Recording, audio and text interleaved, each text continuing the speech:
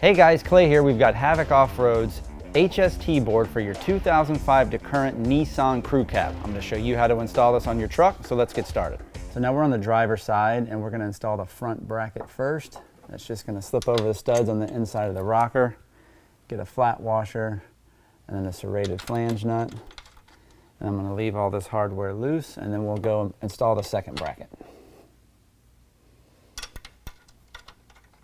So now we're going to install that middle bracket the same way. Flat washer. And the serrated flange nut.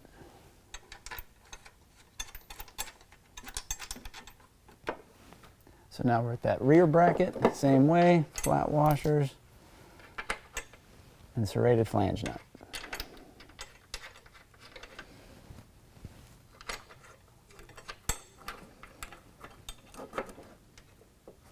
So now I do want to talk about this carriage bolt hardware. You'll notice that there's a square slot on the bracket side of the board, and this needs to go in on that side. That's going to give you a clean appearance from the outside, and you don't have to get a tool in there. So now we're going to go ahead and lift the board into place, and I'm going to start with this lower middle bracket, and we're going to install that carriage bolt first.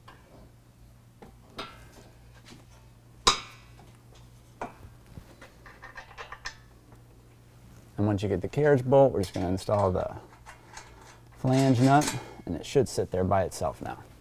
So now I'll put in that upper carriage bolt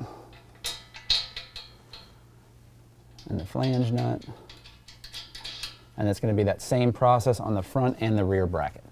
So now that we've installed that front and rear bracket to board hardware, we're going to go ahead and start snugging everything up, and I'm going to start with the inner rocker bolts. There's no need to over tighten this stuff, guys. It's the connection from all the brackets that gives us the strength.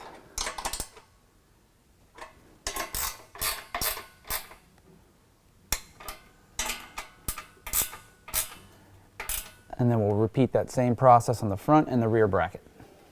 So now we're going to install the center bracket reinforcement bracket. This actually ties the center bracket into the frame. So we're going to install this bolt plate and then put on this plastic retainer. This just helps keep the bolt plate from falling down into the frame.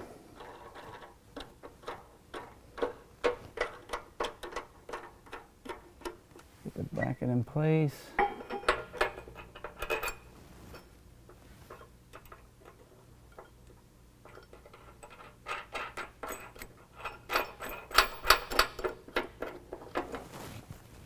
Now we're going to grab the hardware, which is just a bolt, 2 flat washers, and another flange nut, and connect those 2 brackets.